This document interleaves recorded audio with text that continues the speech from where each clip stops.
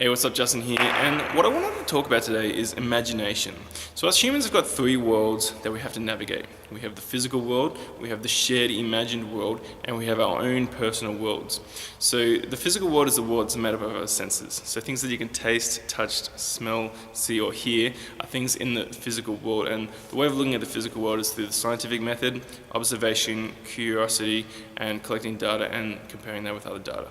So the shared imagined world is the world that humans have just made up in our own heads in order to create some sort of cooperation or some sort of stability while we're here spinning on this planet. So the shared imagined world is not less real than the physical world. Just because it exists in our imaginations doesn't make it any less real. So for example, a boundary line in between two countries isn't physically real, but it is real in a sense that there is a boundary separating two countries. Just because it's imagined doesn't make it less real. And things in the imagined world, the shared imagined world, include things like politics, law, culture, and even money is imagined because money has no physical value. So the personal world, one way of looking at it, is a collection of all your experiences from when you were born to where you are now, everything that's ever happened to you, plus your imagination. So the personal world is made up of your psychology and your spirituality. So the three worlds all intersect, but they are also different in a way, where if you're maybe too caught in one, then it can have negative consequences on the other. For example, if you're too caught in the physical world, maybe it can have impacts on your personal life. If you're too much caught in your own head and your own personal world, maybe it has some impact on how your results are going in the physical universe. So with our imaginations, the important thing here to understand is that your imagination is just as real as any other experience that you're having. And you can imagine things as long as you want, as much as you want, and there's a lot of power in your imagination. So with our imagination, basically what humans do is we create a map in our heads in order to make sense of the world, in order to navigate the world. Some people's maps are maybe more complicated than other people's maps. Maybe some of them are very advanced, maybe some of them aren't very advanced, but at the end of the day it's just a map where humans are just trying our best in order to make sense of our experiences and create something that's beneficial for our survival. So with our worldviews and our maps, you don't need necessarily a complex worldview and a complex map in order to laugh and have fun and use your imagination, but it is beneficial in regards to navigating certain areas of the world. No one's got a better life than you because they've just basically got a different map and a different perspective.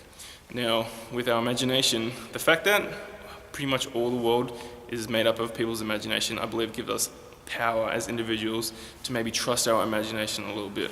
So even the physical world is impacted so much by the shared imagined world, and our personal world is impacted so much by our imagination. So the way that everything kind of intersects is through the imagination. So for everything that happens, there's the facts of what happened, like the data, and then there's the story that we tell behind the data, the story and the facts. Like for example, if people are playing in a band, the biological facts maybe could be that a bunch of organisms went and played some music and some vibrations went out into the air. But it's the story behind the music and the fact that maybe we can tell ourselves these cool imaginative stories about these guys being the best band in the world and this being a big part of our epic lives or something like that is what gives us joy and meaning. So through the construction of our own maps and our own imagination, we can create a better experience for ourselves while we're here on this planet. And to take it one step further, if you can imagine a better world than the one that we live in now, if your imagination has the power to do that, I could almost say that it's your duty to go out and maybe try and make that a reality. Share it with other people, share your imaginative stories and share your light in some sense, because you're blessed with some sort of imagination, and if you can imagine yourself being the best at something creatively, it is hard to execute. There is a gap between where you think you are and where you are now, but it's kind of fun in a sense to see those things come into the physical world and the shared imagined world. If you stay strong in your own head, even though there's other people, you can kind of stay strong in your own little world, then you can start to see these things manifest. I don't like that word, but they kind of do manifest in a sense where you can just use your imagination to play and create different things. So I think it's important to understand the three worlds in the sense where you can create a map and navigate the world in an efficient way. But I also think it's important to use our imaginations to create those stories for ourselves. Understand that there is the facts of what happened, and facts usually can't be disputed among many, many people, but there is also the stories that we tell ourselves that go along with the facts that makes our lives more interesting. And if you can share them with other people, then we can create cool experiences for other people, which I think is the ultimate goal in life. So I hope you guys get some sort of value from on this video, and I'll catch you guys next time.